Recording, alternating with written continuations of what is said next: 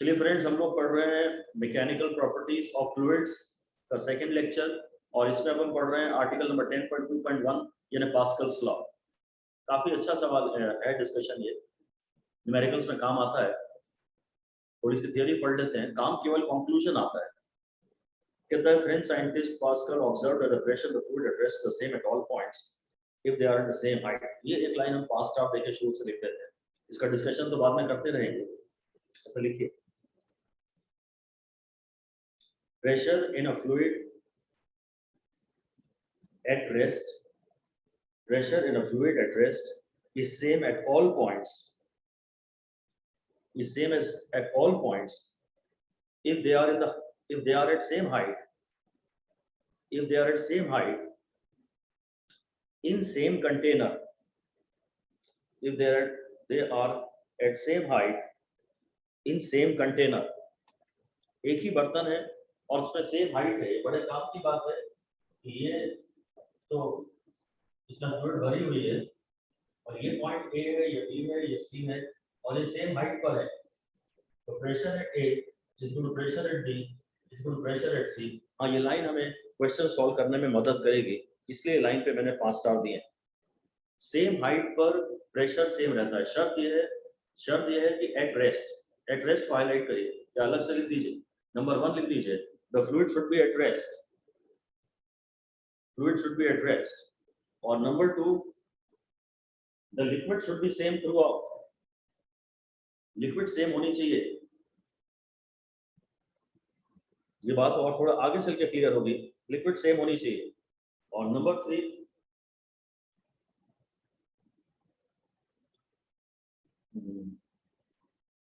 ये सब point same horizontal level पे होने चाहिए। all the points being considered should be at same horizontal level। same height बोला है ना, लिक्विड सेम होनी चाहिए, और फिर कंटेनर सेम होना चाहिए। चौथा पॉइंट, कंटेनर सेम होना चाहिए।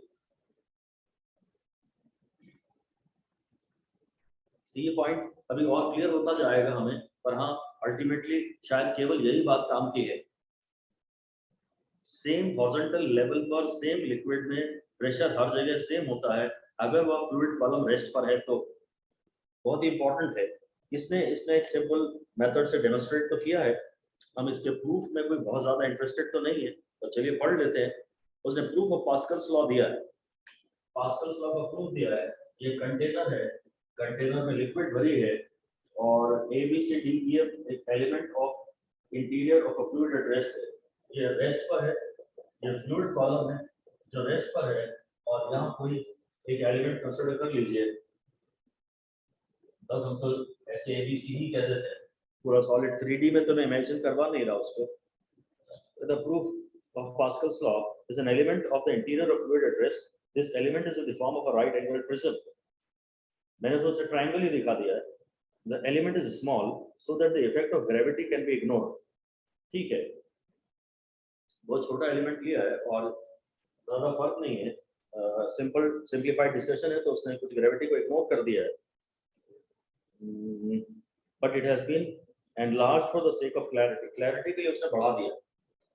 और ये पूरा सिस्टम जो भी है, ये भी इक्विलिब्रियम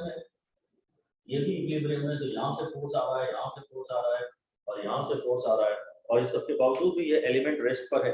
छोटा सा एलिमेंट है जिसने से थोड़ा बड़ा बना के दिखा दिया, बिल्कुल पॉइंट साइज का है। The figure 10.2 shows an element in the interior of a fluid at rest. This element is in the form of a right angle prism। In principle, the prismatic element is very small so that every part of it can be considered to be at same depth। अच्छा, depth का मतलब होता है यहाँ से, पता नहीं वो हाइट सेम बोल रहा है कि डेप्थ सेम बोल रहा है, पर डेप्थ हमेशा नापते हैं टॉप मोस्ट लेवल से और हाइट नापते हैं बॉटम मोस्ट लेवल से। वो बात भी आप ब्रैकेट में एक बात लिख दीजिए, शायद आपको कहीं काम आए। 3 स्टार भी दे दीजिए कि depth is measured from the highest point.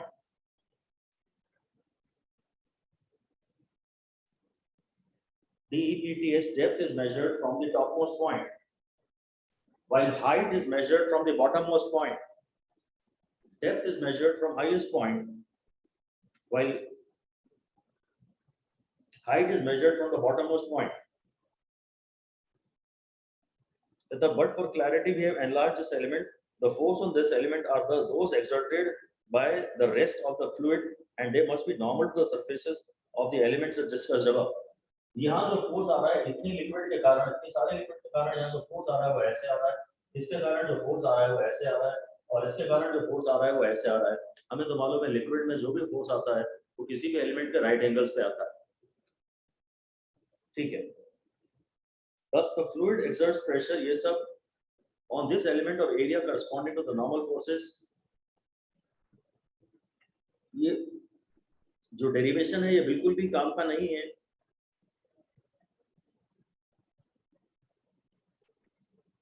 ये इन फोर्सेस के कंपोनेंट्स को रिजॉल्व कर रहा है, एरियाज को भी रिजॉल्व कर रहा है। मैं इस पूरे डिस्कशन में नहीं पढ़ना चाह रहा, मैं तो नहीं डिस्कस कर रहा। उसने बाकायदा इस फोर्स को, हर फोर्स को नाम दिया है, F A, F B, F C, F A, F B, ये सब नॉनसेंस है, इसकी कोई आवश्यकता नहीं है। एफ सी ऐसे उसने कुछ नाम दिए, और फिर सबके जैसे हॉरिजॉन्टल कंपोनेंट और सबके वर्टिकल कंपोनेंट को इक्वेट करके इक्वेशंस बनाई। अगर मैं हॉरिजॉन्टल डायरेक्शन में इक्विलिब्रियम की बात करूंगा तो सिर्फ एक ही की चिंता है मुझे, एफ बी की ये एंगल मुझे ध्यान से निकालना पड़ेगा।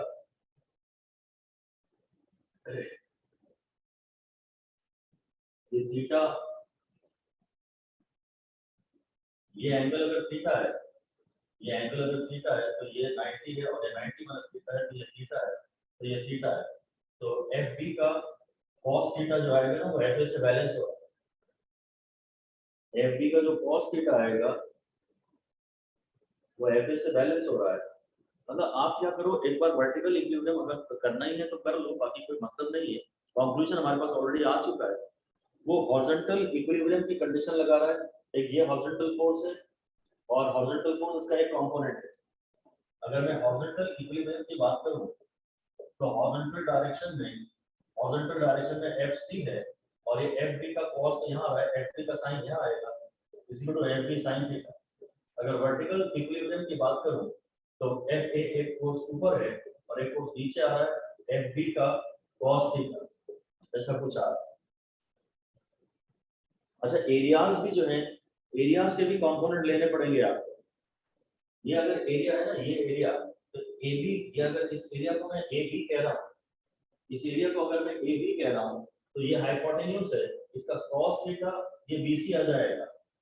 Area of BC is equal to area of AC, area of AC का cos थीटा।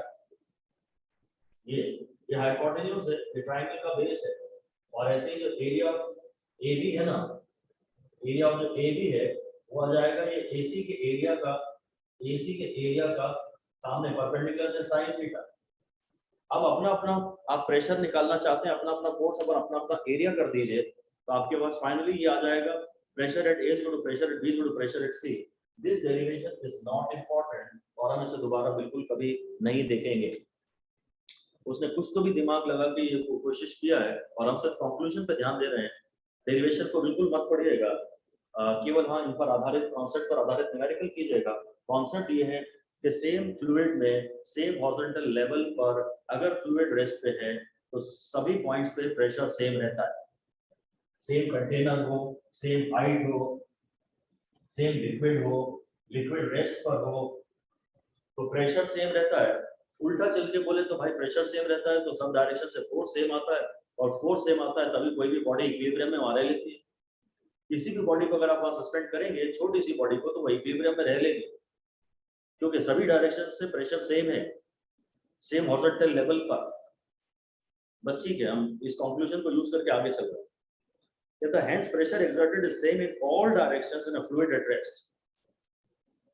फोर्सेस की डायरेक्शन अलग थी, ये लाइन भी आप लिख दीजिए, ये लाइन भी अलग से 5 स्टार दे दीजिए कि pressure exerted is same in all directions को हाईलाइट कर लीजिए। Pressure exerted is same in all directions in a fluid at rest, in a fluid at rest at a point। एक पर्टिकुलर पॉइंट पर, eight a point यहाँ नहीं लिखा है उसने, pressure exerted is same in all directions in a fluid at rest at a point, क्योंकि ये जो डायग्राम में प्रिज्मेटिक फिगर उसने दिखाया है एक्चुअली तो एक पॉइंट ही है ना, वो एक पर्टिकुलर पॉइंट पे सभी डायरेक्शन में प्रेशर सेम रहता है, और इसीलिए हम कहते हैं प्रेशर की कोई यूनिक डायरेक्शन नहीं है। It again reminds us that like other types of stress, pressure is not a vector quantity. No direction can be assigned to it. जब सभी डायरेक्शन में प्रेशर सेम है, मैं प्रेशर की कोई यूनिक डायरेक्शन, कोई स्पेसिफिक डायरेक्शन नहीं बता सकता। ऐसा लिख दीजिए एक line, pressure is a scalar because no pressure is a scalar because no unique direction can be assigned to pressure at a point. No unique direction can be assigned to pressure at a point.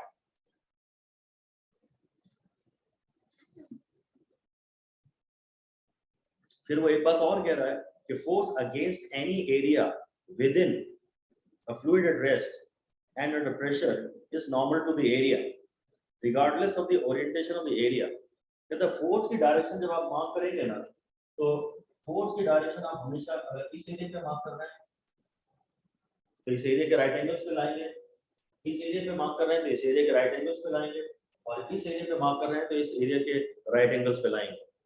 ये line ऐसी बहुत ज्यादा काम की मेरे ख्याल से तो नहीं है, तो चलिए इसको भी लिख दीजिए 3 स्टार लगा के कि force on any area, on कर देते हैं, force on any area within the fluid at rest,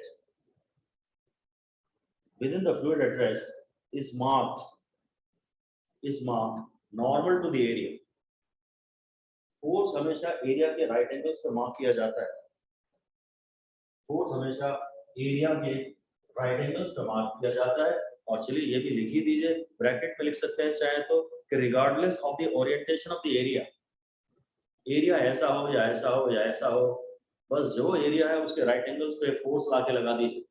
pressure है तो फोर्स है, और फोर्स की डायरेक्शन फिर भी हम बोल सकते हैं right angles to the area, पर फोर्स की डायरेक्शन ऐसे एरिया के रिस्पेक्ट में तो बोल सकते हैं कि फिक्स है, पर डेफिनेट नहीं है ना, आई कैप है कि जे कैप है कि के कैप है, इसलिए फोर्स की डायरेक्शन फिक्स नहीं है। एरिया के रिस्पेक्ट में तो फोर्स की डायरेक्शन फिक्स कही जा सकती है, पर स्पेस में अपने रेफरेंस फ्रेम के रिस्पेक्ट में फोर्स एक पर्टिकुलर पॉइंट पे प्रेशर की भी कोई भी डायरेक्शन हो सकती है और फोर्स की भी कोई भी डायरेक्शन हो सकती है, and pressure is equal in all directions. ये बात ब्रैकेट में और लिख दीजिए, pressure is same in all directions eight a point, not the force.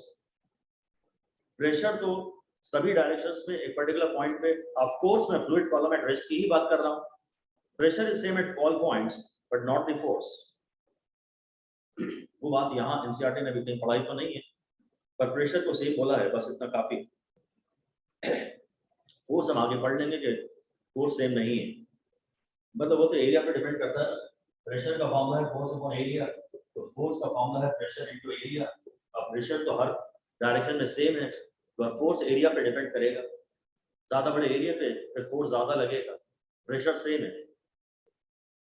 Okay, मैंने अभी तो इस पर कोई स्टार नहीं दिया है क्योंकि डायरेक्टली एनसीईआरटी में ये बात आई नहीं। कहता ना according, now consider a fluid element in the form of a horizontal bar of uniform cross section। एक फ्लूइड एलिमेंट आप ऐसा ले लीजिए, एक फ्लूइड एलिमेंट ऐसा ले लीजिए, ये ले लीजिए हॉरिजॉन्टल बार। देखते हैं कहना क्या चाह रहा है, फिर डिसाइड करेंगे पढ़ना भी है कि नहीं पढ़ना। Consider a fluid element in the form of horizontal bar of uniform cross section, the bar is in equilibrium. अगर ये फ्लूइड रेस्ट पे है और आपने फ्लूइड कॉलम का ही एक सेक्शन लिया है, अलग से रखा नहीं है कुछ, कंसिडर अ फ्लूइड एलिमेंट, इसी फ्लूइड का ही एक एलिमेंट ले रहे हैं जो आप बार के रूप में ले रहे हैं। The bar is in equilibrium, the horizontal forces exerted at its two ends must be balanced. ये भाई हॉरिजॉन्टल इक्विलिब्रियम के लिए ये फोर्स और ये फोर्स जरूर एक दूसरे के इक्वल और ऑपोजिट होंगे, और फोर्सेस इक्वल एंड ऑपोजिट होंगे तो शायद प्रेशर भी इक्वल एंड ऑपोजिट है, क्योंकि ये वाले तो एरिया भी सेम है। The horizontal forces exerted by its two ends must be balanced, or the pressure at the two ends should be equal। अगर horizontal direction में equilibrium है तो horizontal direction में force same है, और अगर बार का ये area same है तो फिर आप horizontal direction में pressure भी same कह सकते हैं। Thus this proves that for a liquid in equilibrium the pressure is same at all points in a horizontal plane. तो हमें प्रूफ तो चाहिए नहीं, वंस अगेन हम इसमें कोई इंटरेस्टेड नहीं है, ये फैसला हम पहले ले चुके हैं कि एक हॉरिजॉन्टल प्लेन में जितने भी पॉइंट्स आएंगे सब पर प्रेशर सेम होगा. This proves that a liquid in equilibrium, for a liquid in equilibrium, the pressure is same at all points in a horizontal plane. ये तो हमने आज का डिस्कशन की शुरुआत इस स्टेटमेंट से की थी, इसलिए हमें इस प्रूफ की भी कोई आवश्यकता नहीं. आप देख रहे हैं कि हमारे सिर्फ कंक्लूजन ही काम के होते हैं और वही न्यूमेरिकल में अप्लाई करने रहते हैं. The pressure is same at all points in a horizontal plane. Suppose the pressure were not equal in different parts of the fluid. कहता मान लीजिए प्रेशर अलग-अलग जगह अलग-अलग होता, तो बस there would be a flow in the fluid. Will have some net force. As the fluid will have some. अगर प्रेशर डिफरेंट है, तो फिर फोर्स डिफरेंट है, और फिर नेट फोर्स कहीं ना कहीं आ ही जाएगा, तो फ्लूइड में मूवमेंट होगा. पर बेसिक बात ही हम बोल रहे हैं कि हम फ्लूइड स्टैटिक्स पढ़ रहे हैं, फ्लूइड रेस्ट पर है. Hence, in the absence of flow of pressure, in absence of flow, the pressure in the fluid must be same everywhere in a horizontal plane. हमें कोई दलील चाहिए ही नहीं, हमें सिर्फ फाइनल कंक्लूजन चाहिए कि भाई एक हॉरिजॉन्टल प्लेन में अगर लिक्विड रेस्ट पर है, अगर लिक्विड रेस्ट पे है, तो सेम हॉरिजॉन्टल प्लेन में सेम लिक्विड के जितने भी मॉलिक्यूल आते हैं वो सब उन पर सब पर सेम प्रेशर, जितने भी पॉइंट आते हैं. बस चलिए अब ये लाइन हम और पढ़ते हैं. फिर variation of pressure with depth, गहराई के साथ, गहराई ऊपर से नापते हैं, हाइट जमीन से नापते हैं. 10.2.2 पढ़ रहे हैं, variation of pressure with depth. इसमें भी शायद हम केवल फाइनल डिसीजन में ही ज्यादा इंटरेस्टेड हैं. देखिए कहता है consider a fluid at rest in a container. At rest वाली बात को आप हाईलाइट कर लीजिए, फ्लूइड के नाम पे ये लिक्विड ही ले रहा है ज्यादातर. In figure 10.3.1 is at a depth h below above a point 2.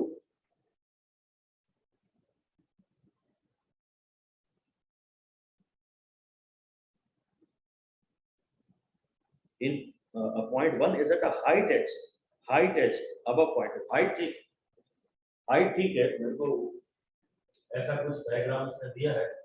ये पूरा पानी से भरा हुआ है, ये पूरा पानी से भरा हुआ है और इसमें एक सिलेंडर लिया है सर. यहाँ पर पॉइंट, ये पॉइंट 1 है मेरी, ये पॉइंट 2 है, ये हाइट h है, ये हाइट h है. Point 1 is at a height h above point 2. ठीक, हाइट h इसको बेस माना है, इससे हाइट h पर पॉइंट 1 है. The point 1 is at a height h above point 2. बात ठीक है. The pressures at point 1 and 2 are P1 and P2 respectively. यहाँ जो प्रेशर है वो P1 है और यहाँ जो प्रेशर है वो P2 है. P1 and P2 respectively.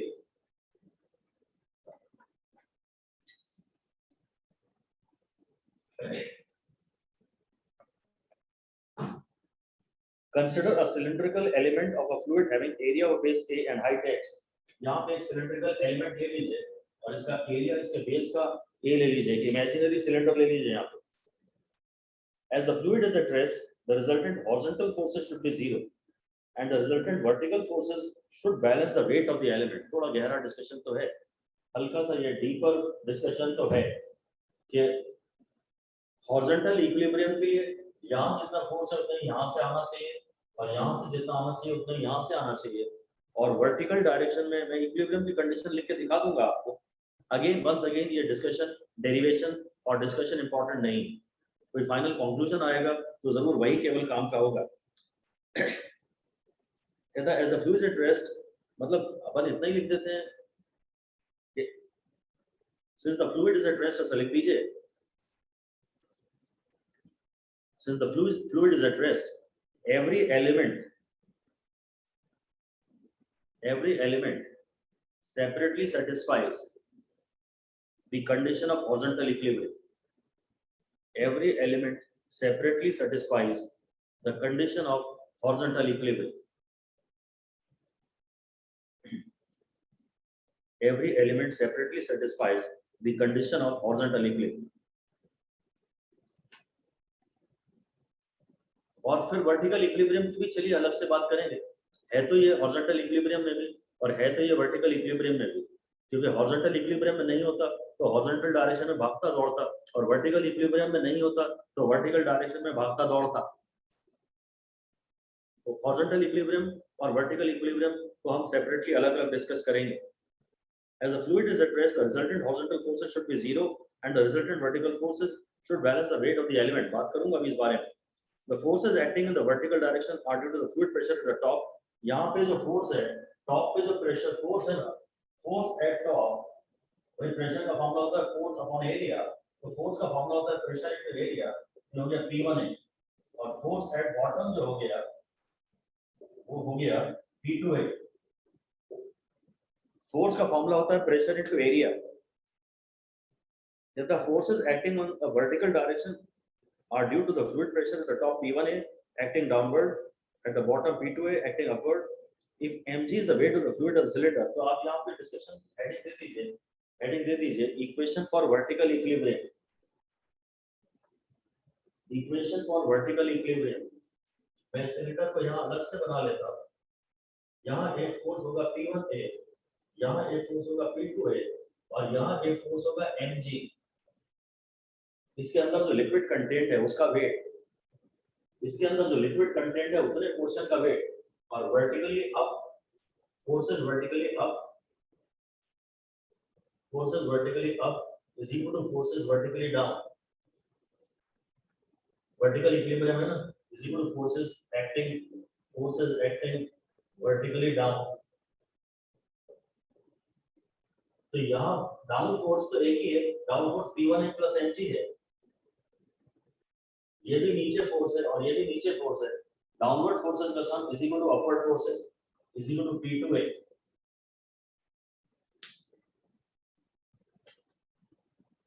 अपने आप में एक फिजिक्स की प्रॉब्लम के रूप में अगर हम इसे सीखना चाहते हैं तो अच्छी बात है, पर डेरिवेशन अगर आप पढ़ रहे हैं इसका तो इसकी आवश्यकता नहीं है। तो इसने P2 minus P1 into A को mg कुछ लिख दिया है, मैं इस पोर्शन का एमपीडी बना रहा हूं और हाँ ये ठीक है कुछ आ गया है मेरे पास। इससे शायद मैं खाली यही कहना चाहता हूं कि P2 is greater than P1, क्योंकि this plus this is equal to this। ये पक्की बात है कि P2 is equal to P1 plus mg by A। ये पक्की बात है कि P2 is greater than P1। ऐसी कोई बात हमारे सामने फाइनली आएगी। कहता है rho is the mass density of the fluid. ये मास का फॉर्मूला लिख ही देना चाह रहा है, ये मास को डेंसिटी टू वॉल्यूम लिख लो और वॉल्यूम है एरिया इनटू h, वॉल्यूम है एरिया इनटू h। ये मैं आगे लिख सकता हूँ P1A प्लस mg मास है density to volume is equal to P2A। P1A और वॉल्यूम है area into h is equal to P2A। Volume है एरिया इनटू h, तो कम से कम एरिया हम पूरी तरफ से कैंसिल कर देंगे। P1 plus rho h is equal to P2। mg करना है, मास नहीं है सॉरी mg भी है यहाँ पर। वॉल्यूम ये मास जो है वो डेंसिटी पे वॉल्यूम है, साथ में g भी है यहाँ पर, साथ में g भी है, g is equal to P2 है। So P1 plus h rho g, P1 plus h rho g is equal to P2। ये कुछ फाइनल बढ़िया शानदार फॉर्मूला आ गया। ये अच्छा डिस्कशन है, ये वाला पार्ट फिर भी थोड़ा सा इंटरेस्टिंग है, हालांकि इसे रिवाइज करने का कोई विशेष फायदा मिलेगा नहीं। डेरिवेशन के पॉइंट ऑफ व्यू से रिवाइज कर रहे हैं तो कोई फायदा नहीं है। फिजिक्स सीख रहे हैं एक सेपरेट एक न्यूमेरिकल के रूप में तो ठीक है, कर लेना अच्छा है। मैंने मास को लिखा डेंसिटी टू वॉल्यूम और यहाँ जी भी लिखा, जी किस हो जाता है कभी कभी, वॉल्यूम है एरिया इनटू h, इसे एक का टर्म मैंने थ्रू आउट कैंसिल कर दिया। तो बस इससे मुझे ये समझ में आ रहा है, यही समझ में आ रहा है कि pressure difference depends upon the vertical distance h between point 1 and 2, mass density of the fluid and acceleration due to gravity c। If the point 1 under discussion is shifted to the top of the fluid which is open to atmosphere, वो सब मैं अभी करूंगा, अभी तो हम खाली ये लिखते हैं। तो जरा देखो डायग्राम के नीचे क्या लिखा है, fluid under gravity, the effect of gravity is illustrated through the pressure on a vertical cylindrical column। वो भी बाद में करेंगे। फिलहाल तो मैं इतना ही कहना चाहूंगा कि प्रेशर डिफरेंस, हाँ लिख दीजिए, 4 स्टार देके एक लाइन लिख दीजिए। Pressure difference in a fluid column at rest depends on pressure difference between fluid column at rest depends on number 1 vertical distance या vertical distance h between the points। जो भी पॉइंट्स है उनके बीच में जो वर्टिकल डिस्टेंस है it depends upon, जो pressure difference है तो P2 minus P1 है ना, और P2 minus P1 इस h rho g को वो समझा रहा है, तो P2 minus P1 किस बात पर डिपेंड करता है, P2 minus P1 है h rho g। नंबर 1 है वर्टिकल डिस्टेंस, और मैं केवल वर्टिकल की वजह से पूरी पॉइंट लिखवा रहा हूँ, वर्टिकल को बस हाईलाइट कर दीजिए आप, वर्टिकल डिस्टेंस। और नंबर 2 तो ठीक है, density of the fluid, h rho g में h भी आता है, rho भी आता है, g भी आता है, तो h पे डिपेंड करता है, rho पे डिपेंड करता है और g पे डिपेंड करता है। नंबर 3 है g। तो कह रहा है मान लीजिए कि ये पॉइंट 1 है और ये पॉइंट 2 है और इनके बीच में वर्टिकल डिस्टेंस h है, तो भी P2 minus P1 का यही जवाब आएगा अगर फ्लूइड कॉलम रेस्ट पे है, क्योंकि सेम हॉरिजॉन्टल लेयर में जो प्रेशर यहाँ है वही प्रेशर यहाँ भी होगा ना, सेम हॉरिजॉन्टल लेयर में यहाँ जो प्रेशर है वही प्रेशर यहाँ भी होगा। मुझे सिर्फ वर्टिकल डिस्टेंस चाहिए होता है, 1 ठीक 2 के ऊपर नहीं है तो भी कोई बात नहीं, मुझे इनकी लेयर्स के बीच में वर्टिकल डिस्टेंस चाहिए, क्योंकि इस पूरी लेयर पे प्रेशर P1 है और इस पूरी लेयर पे प्रेशर P2 है। ऑलराइट, अब आपसे वो कह रहा है अपन इसकी हेडिंग दे देते हैं, फॉर्मूला पे 5 स्टार दे दें। किस पे 5 स्टार? सर फॉर्मूला पे। हाँ, P2 minus P1 is equal to h rho g, wait कर लेते हैं थोड़ा, अगर कोई बेटर रूप में मिल गया तो उस पे 5 स्टार दे देंगे। आते हैं, थोड़ा वेट करके देख लेते हैं। Pressure difference h rho g होता है, हाँ ये फॉर्मूला डेफिनेटली बहुत काम का है, थोड़ा वेट करते हैं। अब आप हेडिंग दे दीजिए, pressure at a depth h, या total pressure at a depth h in a liquid column। Fluid की बात कर रहा है, पर मैं देख रहा हूँ कि बार-बार लिक्विड की बात कर रहा है, चलो अभी मैं लिक्विड कॉलम की बात कर लेता हूँ। डेप्थ h, अब डेप्थ h का मतलब है फ्रॉम द टॉप, ये पॉइंट मे बी 1 है, ये 2 है, ये h है, and point 2 is at a depth h from the top। Boundary जो है ये एयर है मेरी और ये लिक्विड है, ये टॉप लेयर है,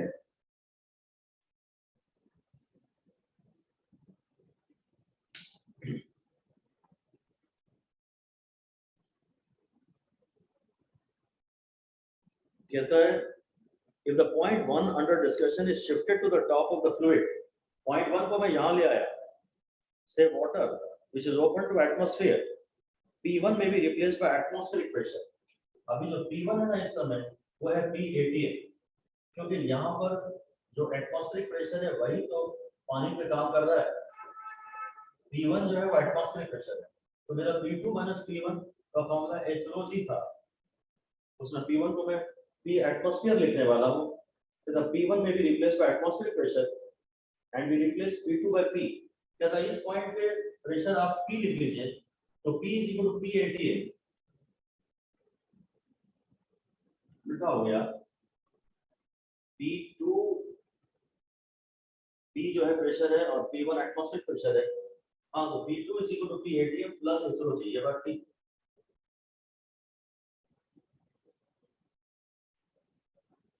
P is equal to P PA plus h rho g।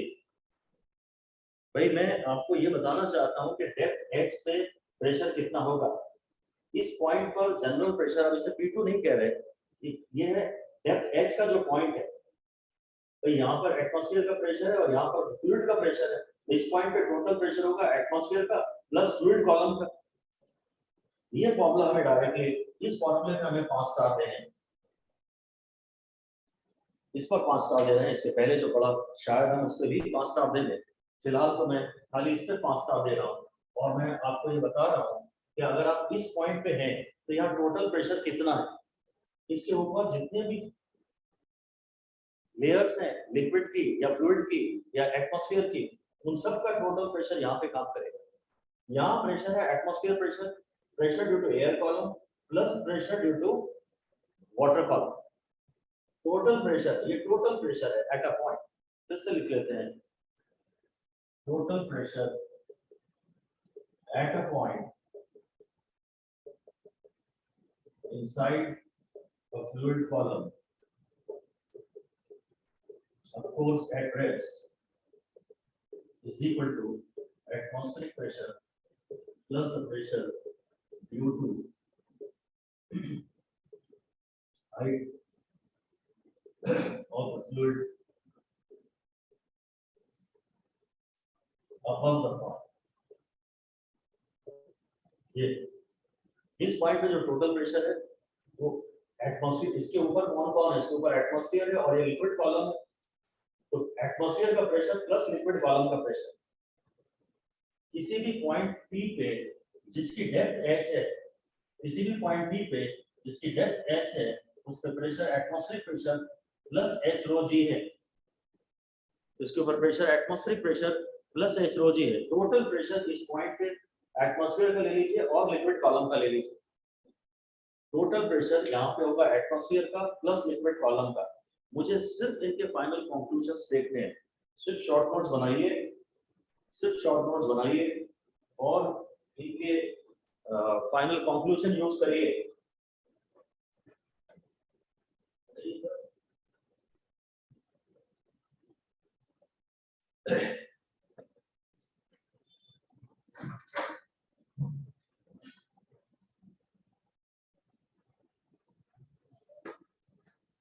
ठीक है, जो टोटल प्रेशर इस पॉइंट पे है that is equal to pressure due to air column plus the pressure due to liquid column. इसके ऊपर जो भी है, आपका जो भी बॉस है, आप कहीं जॉब कर रहे हैं और जो भी बॉस है आपके ऊपर, सबका प्रेशर आप तक ट्रांसमिट होगा। आपके ऊपर जो भी है सबका प्रेशर आपके ऊपर आएगा। तो pressure at a point is equal to pressure due to atmosphere plus rho g h. Total pressure इसका नाम है। टोटल पे हम जरा हाईलाइट कर रहे हैं। कहता है thus the pressure P at a depth h below the surface of a liquid open to the atmosphere। open to atmosphere होना जरूरी है। अगर ये बंद होता, अगर ये ओपन टू एटमॉस्फेयर ना होता, अगर ये बंद होता, ओपन टू एटमॉस्फेयर नहीं होता, तो एटमॉस्फेरिक प्रेशर नीचे ट्रांसमिट नहीं होता। एटमॉस्फेरिक प्रेशर यहाँ पे फिर नीचे नहीं आता। लिख लीजिए, for atmospheric pressure to be transmitted, for atmospheric pressure to be transmitted to a liquid column, for atmospheric pressure to be transmitted to a liquid column,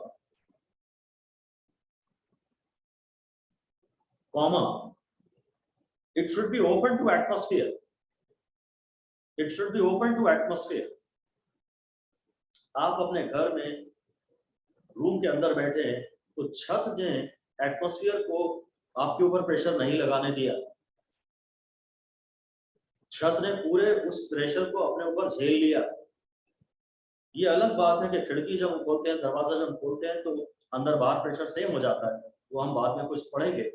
कम से कम छत ने ऊपर प्रेशर नहीं आने दिया। अगर टेस्ट ट्यूब को आप यहाँ से क्लोज कर देंगे, अगर ये टेस्ट ट्यूब को आप ऐसा रखेंगे, ये एयर कॉलम है और मे बी ये मर्क्यूरी कॉलम है, तो फिर ऊपर से एटमॉस्फेयर का प्रेशर इस एयर कॉलम पे काम नहीं करता। इस टेस्ट ट्यूब ने, इन्वर्टेड अगर टेस्ट ट्यूब है तो ये ओपन टू एटमॉस्फेयर नहीं है। यहाँ से जरूर प्रेशर आ सकता है, वो एक अलग बात है। यहाँ से तो प्रेशर आ सकता है क्योंकि this is open to atmosphere, but this is not open to atmosphere. जो ओपन टू एटमॉस्फेयर ना हो उस पर फोर्स ट्रांसमिट नहीं होता। तो बस ठीक है, thus the pressure P at a depth below the surface of a liquid open to atmosphere is greater than the atmospheric pressure by an amount rho g h. The excess pressure P minus Pa at a depth h is called gauge pressure at that point। तो ये heading दे दीजिए, gauge pressure. Gauge pressure काम की बात है, important बात है, नाम आपको पता होना चाहिए। फिलहाल तो मैं इसकी थियोरी ही पढ़ा रहा हूँ, पर हाँ मैं इस नाम को महत्व देने के लिए इस पर 5 स्टार दे रहा हूँ। गेज प्रेशर का बेसिकली मतलब है कि pressure indicated by a measuring instrument.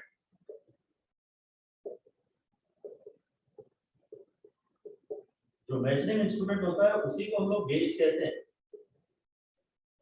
आप टायर में हवा भरवाने जाते हैं पेट्रोल पंप पे, तो उसका जो इंस्ट्रूमेंट होता है वो गेज प्रेशर पढ़ के बताता है।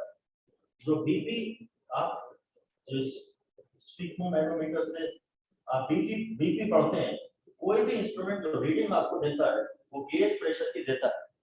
गेज एंड इंस्ट्रूमेंट, कोई इंस्ट्रूमेंट जो प्रेशर पढ़ के बताता है उस प्रेशर को गेज प्रेशर कहा जाता है। पर गेज प्रेशर का मतलब होता है खाली, फिर से अलग से लिख दीजिए काम की बात, ये तो काम की बात ज्यादा है नहीं क्योंकि इसमें थोड़ी सी नॉलेज है थियोरी की, कोई मैथमेटिक्स नहीं है। मैथमेटिक्स ये है कि जैसे टायर के अंदर जो हवा है खाली उसका जो प्रेशर है वो गेज प्रेशर। तो देखता हूँ क्या कह रहा है, excess pressure at depth H, तो ऐसा लिख दीजिए, ऐसा लिख दीजिए total pressure minus the atmospheric pressure, total pressure minus the atmospheric pressure is equal to gauge pressure. Total pressure minus atmospheric pressure is equal to gauge pressure. इस पे भी 5 स्टार दे दीजिए।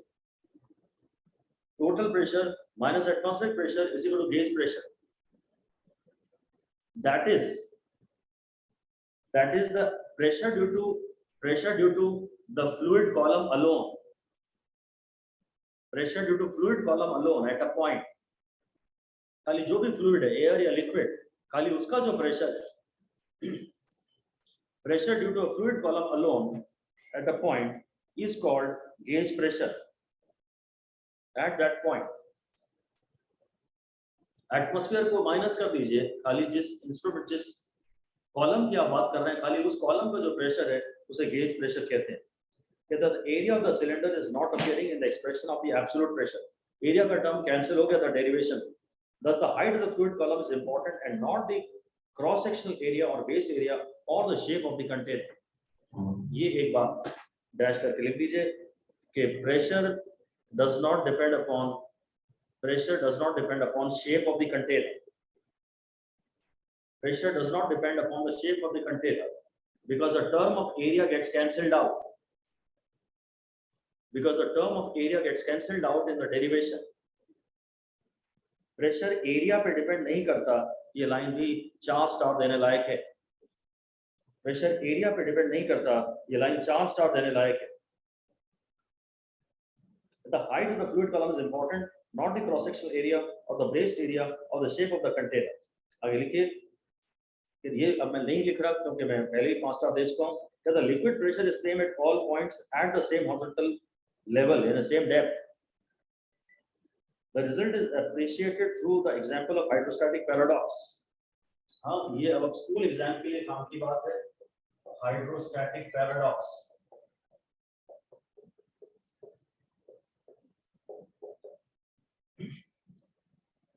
ये स्कूल एग्जाम के लिए काम की बात है। किसी कंपटीशन में तो कभी विशेष कोई बात आई नहीं। ये इसी बात को इंडिकेट करेगा कि प्रेशर एरिया पे डिपेंड नहीं करता, प्रेशर एरिया पे डिपेंड नहीं करता।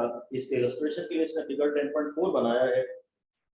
ये आप डायग्राम बना लीजिए, ये ऐसा है, ये ऐसा है और ये ऐसा। लिक्विड इसमें सेम हाइट तक भरी है, ये लिक्विड भरी है, ये लिक्विड भरी है। हाइड्रोस्टैटिक पैराडॉक्स को समझाने के लिए ये डायग्राम बढ़िया है। ये 3 वेसल्स हैं, ये वेसल ए है, ये बी है और ये सी है, ये वाला। तो 3 vessels contain different amounts of liquid. दिख रहा है मुझे इसमें तो अमाउंट ऑफ लिक्विड सबसे ही कम है, और पता नहीं शायद इसमें सबसे ज्यादा है मेरी, इसमें तो डेफिनेटली सबसे कम है। अमाउंट ऑफ लिक्विड सबसे कम, but all up to the same height, height same है। ये जो हाइट है ये सब में सेम है, ऐसा आप लिख दीजिए। All the 3 vessels contain different amounts of liquid. All the 3 vessels contain different amounts of liquid. यानी अमाउंट से मतलब है एम। वॉल्यूम कम है, वॉल्यूम डिफरेंट है, वॉल्यूम डिफरेंट है तो मास डिफरेंट है, एम जी जो फोर्स है वो डिफरेंट है। तीनों कॉलम्स में जो लिक्विड कंटेंट है उसका वेट अलग अलग है। तो मैं हाइड्रोस्टैटिक पैराडॉक्स की थ्योरी पढ़ रहा हूँ। The result is appreciated from the example of hydrostatic paradox. Compare three vessels A, B and C of different shapes. They are connected at the bottom by horizontal pipe.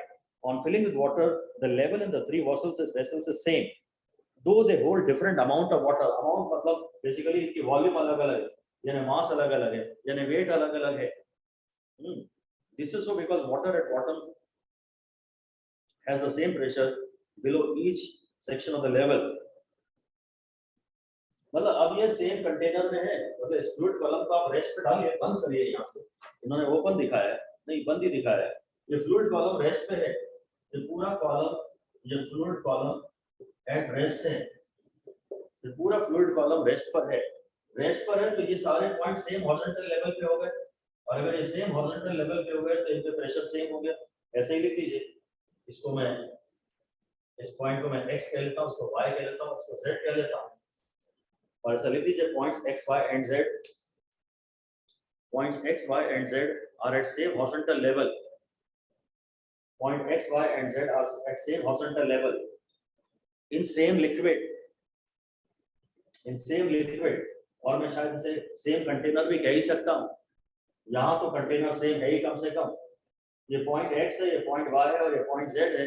ये same horizontal level पर है, same liquid पर है, same container में है। सो pressures तो differently सब पे सेम है,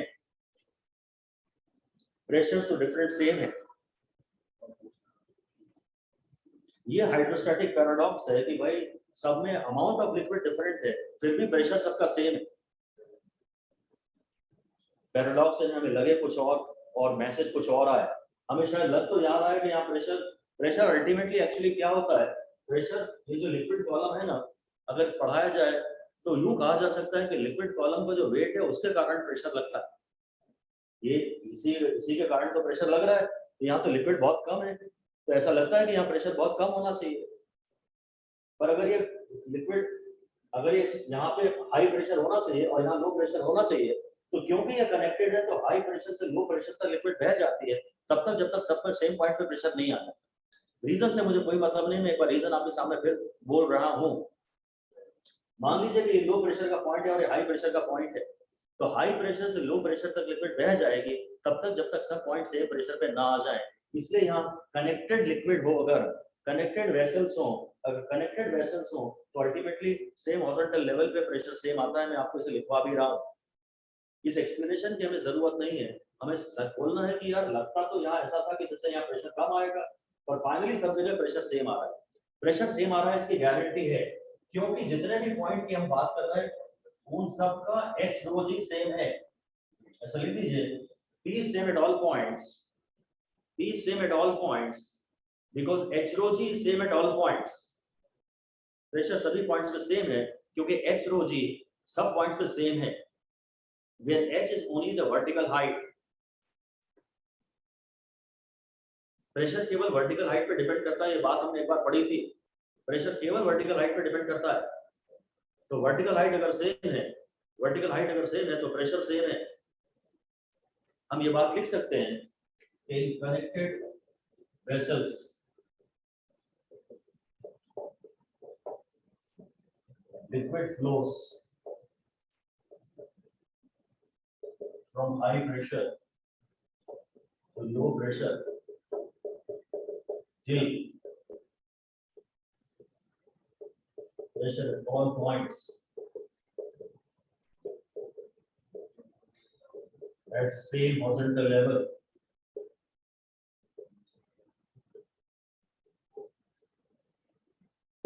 इससे अगर ये तीन अलग अलग कंटेनर भी होते और बाद में मैंने ओपन कर देता तो प्रेशर, हाई प्रेशर से लो प्रेशर तक लिक्विड बह जाती। तब तक जब, हाँ बोलिए। वॉल्यूम तो कंटेनर्स की डिफरेंट है और मास भी हाँ से डिफरेंट रहेगा, तो सर डेंसिटी कैसे सेम हो जाएगी सर? नहीं, डेंसिटी तो बेसिक लिक्विड का कैरेक्टरिस्टिक होता है ना बेटा। आप छोटी कम इतना सा पीस लेंगे किसी भी सॉलिड का तो उसका मास भी अलग हो जाएगा, उसकी वॉल्यूम भी अलग हो जाएगा। डेंसिटी तो यूनिट वॉल्यूम के मास को डेंसिटी कहते हैं। सबकी वॉल्यूम अलग अलग है और सब में मास भी अलग अलग है, और यूनिट वॉल्यूम में जितना मास है उसे डेंसिटी कहते हैं। अगर डेंसिटी की बात करनी है तो आपको हर एक में यूनिट छोटी सी वॉल्यूम ले लो, इसमें भी उतनी वॉल्यूम ले लो, इसमें भी उतनी वॉल्यूम ले लो, इसमें भी उतनी वॉल्यूम ले लो। जब तक मटेरियल सेम होता है तब तक डेंसिटी सेम होती है। मटेरियल बदल जाएगा तो उसमें कॉम्पैक्टनेस, एटम्स पास पास शायद ज्यादा आ जाएंगे तो डेंसिटी बढ़ जाएगी। डेंसिटी का फॉर्मूला मास अपॉन वॉल्यूम है, पर वो ना तो मास पे डिपेंड करती है ना वॉल्यूम पे डिपेंड करती है, वो मास अपॉन वॉल्यूम पे डिपेंड करती है। और मास अपॉन वॉल्यूम पूरा का पूरा नेचर ऑफ सब्सटेंस पे डिपेंड करता है। जैसे यंग्स मॉड्यूलस एक मटेरियल का कांस्टेंट है, ऐसे डेंसिटी तो कांस्टेंट है ही। आप इतना पानी लो कि इतना पानी लो, पानी तो पानी है, चाहे आप चुल्लू भर पानी लो चाहे समुद्र भर पानी लो, पानी की डेंसिटी तो हम वही मानते हैं 1 ग्राम पर सीसी। आप अगर वॉल्यूम ज्यादा लोगे तो मास ज्यादा हो जाएगा उस वॉल्यूम का, पर यूनिट वॉल्यूम का मास सेम होता है। ये बात सही है कि डेंसिटी के मामले में मास भी आ रहा है और वॉल्यूम भी आ रहा है, इसलिए हमें लगेगा कि डेंसिटी मास पर भी डिपेंड करता है, वॉल्यूम पर भी डिपेंड करता है, पर ऐसा है नहीं। यहाँ पर हमको ये कहना चाहिए था कि mass is proportional to volume and then mass is equal to some constant into volume and that constant is called density. ठीक है, ऑलराइट। तो बस ये हाइड्रोस्टैटिक पैराडॉक्स हो गया कि amount of water contained in different containers में be different, but pressure at the bottom will be same if vertical height is same. If vertical height is same, ये आखिरी एक क्वेश्चन हम इसमें कर रहे हैं, example 10.2, that what is the pressure on a swimmer 10 meter below the surface of a lake। बढ़िया सवाल है, अच्छा सवाल है, इंपॉर्टेंट सवाल है। 10 मीटर्स का प्रेशर में एक बार आपको ये टोटल प्रेशर की बात कर रहा है। ये 10 मीटर की हाइट पे 10 मीटर के डेप्थ पे सॉरी एक स्विमर है, और यहाँ पे खाली प्रेशर मतलब टोटल प्रेशर, तो एटमॉस्फेरिक प्रेशर प्लस एच रो जी। जो टोटल प्रेशर है ना स्विमर पे वो है एटमॉस्फेरिक प्रेशर प्लस एच रो जी। देखते हैं आंसर किस तरह से दिया है। एक बार मैंने आपको पढ़ाया तो है कि 10 metre of water column exerts a pressure of 1 atm। 1 atm ये लगाएगा और 1 atm ये लगाएगा तो टोटल प्रेशर 2 atm हो जाएगा। 10 metres of water column exerts a pressure of 1 atm। देखिए H 10 ले लिया, SI यूनिट में पानी की डेंसिटी 1000 ले ली, G 10 ले लिया, प्रेशर हो गया 1.01। मैं प्रेशर को एटमॉस्फेरिक प्रेशर को 1.01 into 10⁵ नहीं 1 into 10⁵ मान रहा हूं। कहता this is 100% increase in pressure from the surface level. बस तो मैं तो यहाँ फिर से कैलकुलेशन तो बाद में करूंगा, पहले यही बात लिख दीजिए, एक 5 स्टार देके इस बात को रिवाइज करा दीजिए अपने आप को कि pressure exerted by 10 metres of water column, pressure exerted by 10 metres of water column is equal to 1 atm, is equal to 1 atm। ये P atm हो जाएगा जो कि होता तो 1.013 into 10⁵ न्यूटन पर मीटर स्क्वायर, प्लस हाइट जो है वो 10 मीटर है, पानी की डेंसिटी SI यूनिट में 1000 है और ये G है, और ये भी न्यूटन पर मीटर स्क्वायर में आ रहा है 1 2 3 4 और 5। तो ये 1.013 प्लस 1 into 10⁵ न्यूटन पर मीटर स्क्वायर हो गया। ये टोटल प्रेशर हो गया, ये 2.013 into 10⁵ न्यूटन पर मीटर स्क्वायर हो गया, जैसे कि अप्रोक्सीमेटली आप 2 into 10⁵ न्यूटन पर मीटर स्क्वायर कह सकते हैं। मैं इसे डायरेक्टली 2 atm कहना चाहता हूँ, मैं इसे डायरेक्टली 2 atm कहना चाहता हूँ। बस ध्यान रख लीजिए 1 atm इसने लगाया और 1 atm वाटर कॉलम ने लगाया। टोटल प्रेशर का एक और नाम होता है, टोटल प्रेशर को हम बोलते हैं एब्सोल्यूट प्रेशर। तो यहाँ पर एब्सोल्यूट प्रेशर है 2 atm और यहाँ पे गेज प्रेशर है 1 atm। Gauge pressure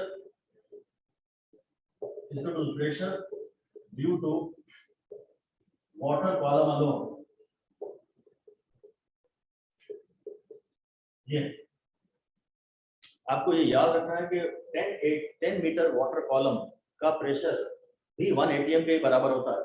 1 atm pressure atmosphere में लगाया, 1 atm प्रेशर पानी ने लगाया, यहाँ पे टोटल प्रेशर हो गया 2 atm। ये डायरेक्टली याद होना चाहिए। H rho g से हम इसे निकाल रहे हैं, ये H है, ये पानी की डेंसिटी SI यूनिट में 1000 है, G 10 है, और SI यूनिट में कैलकुलेशन करना है तो प्रेशर भी न्यूटन पर मीटर स्क्वायर में आएगा, जैसे कि हम बाद में ATM में बोल सकते हैं कि ये भी 1 ATM है, ये भी 1 ATM है। Anyway, this is the story। अगर यहाँ टोटल प्रेशर बोले तो 2 ATM, मतलब 100% प्रेशर उसके ऊपर बढ़ गया, डबल हो गया ना। तो चल लिख सकते हैं कि यहाँ प्रेशर था जब आदमी यहाँ था तो 1 ATM था उस पे प्रेशर, और जब आदमी यहाँ आ गया तो उस पे प्रेशर हो गया 2 ATM। तो प्रेशर इनसाइड becomes double। ये 10 मीटर की डेप्थ पे pressure inside become double, that is increase of 100%। जितना था उतना ही और प्रेशर लग गया, जितना था उतना ही और प्रेशर उसके ऊपर बढ़ गया, तो 100% प्रेशर बढ़ गया, प्रेशर डबल हो गया, तो 100% बढ़ गया। लास्ट पैराग्राफ पढ़ रहा हूँ, क्या कहता है? This is a 100% increase in pressure from surface level. Double होना यानी 100% बढ़ना।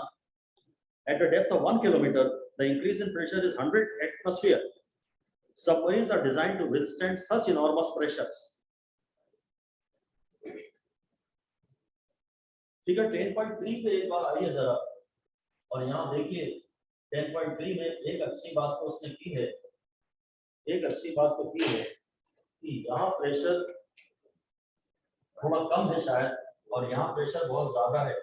ये एरो थोड़ा छोटा दिखाया है और ये एरो बड़ा दिखाया है, क्योंकि इसका H कम है तो यहाँ प्रेशर कम है, और इसका H ज्यादा है तो यहाँ प्रेशर ज्यादा है। और प्रेशर सब डायरेक्शन में लगता है ना, इधर भी ज्यादा प्रेशर लग रहा है, इधर भी ज्यादा प्रेशर लग रहा है, इधर भी ज्यादा प्रेशर। ये उसने एरो थोड़े धीरे धीरे बड़े होते हुए दिखाए हैं। इस बात को अगर ऑब्जर्व करें तो अच्छा तो है, ये एरो उसने धीरे धीरे बड़े होते हुए दिखाए हैं। ये H बढ़ता जा रहा है तो प्रेशर H rho g बढ़ता जा रहा है, तो जो साइडवेज फोर्स आ रहा है वो बढ़ता जा रहा है। ऐसे यहाँ भी इसे छोटा एरो दिखाना चाहिए था और यहाँ इसे बड़ा एरो दिखाना चाहिए था। यहाँ प्रेशर कम है, यहाँ प्रेशर ज्यादा है। ये एरो पर अगर ध्यान दे तो अच्छा है, नहीं तो कोई बात नहीं, बहुत हाईलाइट नहीं किया गया है। प्रेशर H rho g पे डिपेंड करता है, तो यहाँ प्रेशर कम है और यहाँ प्रेशर ज्यादा है। कुल मिला के फैसला यही है कि जो डेल्टा P है वो H rho g है ना। हाँ, हम इसको दोबारा 5 स्टार देते हैं कि हाइट H, एक लिक्विड कॉलम का प्रेशर, खाली इसका प्रेशर देखें लिक्विड कॉलम का तो H rho g होता है। खाली लिक्विड कॉलम का जो प्रेशर है वो H rho g है। हाँ, ये सबसे ज्यादा काम आने वाली बात तो यही है, मोस्ट इंपॉर्टेंट डिस्कशन आज की क्लास का तो यही है। एक डिस्कशन ये है कि प्रेशर सेम हॉरिजॉन्टल लेवल पर सेम लिक्विड में, भले ही वो कनेक्टेड हो, वेसल्स डिफरेंट अलग अलग, पर लिक्विड सेम हो, सेम हॉरिजॉन्टल लेवल पे प्रेशर सेम होता है, and it is equal to H rho g।